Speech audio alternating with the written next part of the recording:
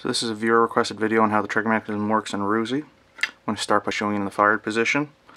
So that's how it would look when it's fired.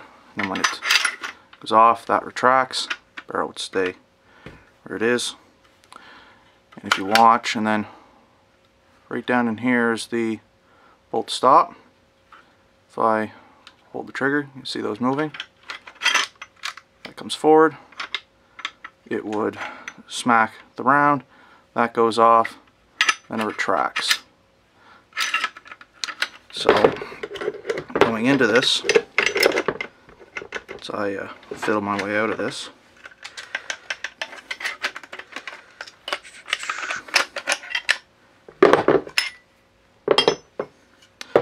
going into this, this is the trigger mechanism right here. So this is safety that you're seeing me actuate down the bottom down here.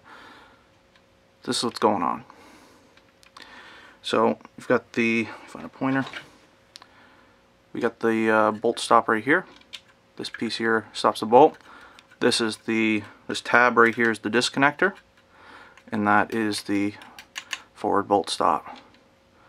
And when you pull the trigger, everything actuates in sequence. And we got several coil springs and just these bars and tabs and a few cutouts. It's not exactly the simplest thing in the world, but the shapes are fairly simple. So if I hold this down fired and I then poke, that's your disconnect. I'll show that from the side now. Hold it down. Put myself here on the camera. That's your disconnect. So when this comes forward, it stops right about here. Right about there's the orientation of all that. Right? And that comes back. Pull the trigger again, she comes forward. And away you have it. Barrel. As I mentioned before, it wasn't that clear after reviewing. Barrel's got a flat spot in it right here. And that's and there's the extractor groove right here. So this flat spot has a flat spot. Where am I at? Right here. Right here in the front sight post, or in the front sight mount, and that's a, well, this is going to show it.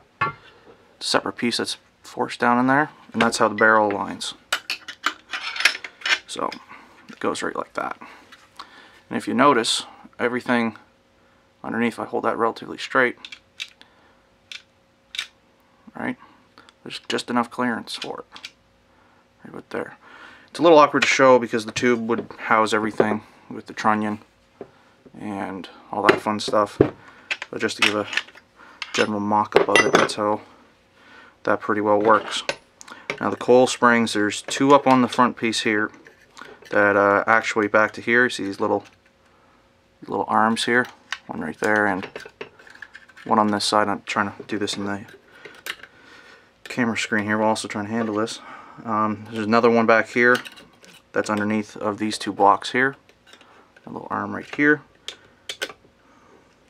And then you got just a standard old coil spring down in here. And then you got a big one of these ones with the arms down here, and that comes down in here and is wrapped around. So this tab here that's cut out and folded down retains the disconnect right here, and that's mostly it. The trigger, as far as orientation concerned, is right here where my pointer's at. This is the trigger. This spring is what pulls it back. So this piece up here, this tube, is for the stock retainer as well as a reinforcing lug. And you see the similar kind of deal back here for the rear point. That goes all the way through like that. That's the ejector. And you just got which comes all the way back here. And then this piece here, I don't know what exactly the technical term is, but it's what keeps keeps the tube aligned right there. That piece comes back into here, this side of the right there. The cartridge guide is fixed in place. It doesn't articulate. And what that looks like with a mag grab a 20. There's the mag. So that's what that looks like in there. So get around in it. Oh, jump down. Get around in it. Just go right up. That's why she doesn't have any problems feeding any type of ammo I've run through it, including hollow points, which I only ran a couple of. Just because I didn't have many. Don't pay the money if you're not using it, right? So, and yeah, that's pretty well her. Hopefully this is a bit clearer of an image to show just how all of this works in there. Thanks for watching.